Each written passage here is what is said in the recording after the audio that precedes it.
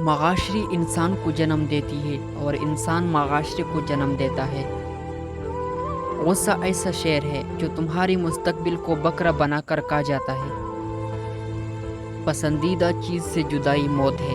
جن کی پسندیدہ چیزیں موت سے پرے ہے ان کو مرنا آسان ہے۔ جن کی پسندیدہ چیزیں یہاں رہ جائے گی ان کے لیے موت مشکل ہے۔ آپ کی سانس گنتی کی مقرر ہو چکی ہے۔ نہ کوئی حادثہ آپ کو پہلے مار سکتا ہے، نہ کوئی حفاظت آپ کو دیر تک زندہ رکھ سکتا ہے۔ جھوٹی معاشرے میں عزت کے نام سے مشہور ہونے والا آدمی دراصل ذلت میں ہے۔ آنسو کرب کا ثبوت ہے۔ جب روح کا روح سے وصال ہوتا ہے تو آپ کو آنسو آ جاتی ہے۔ ادب ہی قرآن کا حافظ ہوتا ہے۔ جس نے قرآن کا ادب کیا وہی اس کا حافظ ہے۔ اگر ادب نہ ہو تو قرآن سینے سے صاف ہو جائے گا۔ دور کا کوئی مقام ایسا نہیں ہے جو قریب نہ آ سکے۔